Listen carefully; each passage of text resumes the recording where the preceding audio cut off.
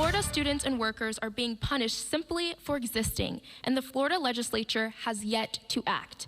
A group of young advocates from the Bay Area gathered at the state capitol today, meeting with lawmakers to hopefully get the Crown Act passed this legislative session. The bill would ban hair discrimination for students and workers.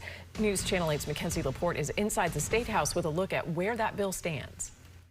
From being told their natural hair was too distracting, being moved to the back of the classroom, and in some cases, not being able to walk at graduation, students in the Bay Area and beyond have elevated the push to get the Crown Act heard this legislative session. Black Girls Govern made their presence known here at the Capitol, reigniting the call to hear the Crown Act in Senate and House committees before it's too late. This bill is not just about hair, it's about dignity, identity, and the right to show up as our authentic selves without fear of prejudice. If passed, the Crown Act would aim to protect students and workers in Florida's K-12 public education system from being punished or excluded because of their natural hair. Some speakers shared that the pressure to try and fit in began in their early years. Starts there when you're in an environment where there's not a lot of people who look like you. You start to subconsciously already feel that you're misplaced. So I feel like with this bill especially, it really puts emphasis on that protection because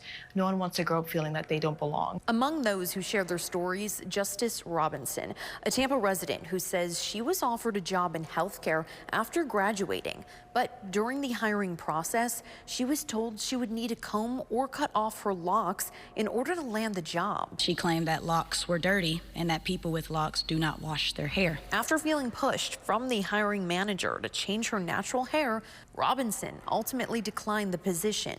In a world where I have to be frank, you don't conform to anything when it comes to your natural beauty and who you are. We've spent so many years diminishing ourselves as people so we can fit a standard that has never naturally just been us.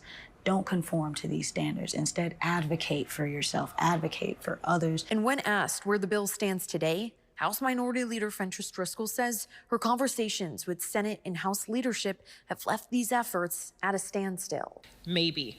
It's just always a maybe. I reached out to both the House and Senate leadership and only heard back from Senate staff who said that the bill was not heard in its first reference committee. And at this point in session, it could be difficult moving forward. Reporting here at the state capitol, Mackenzie Laporte, 8 on your side.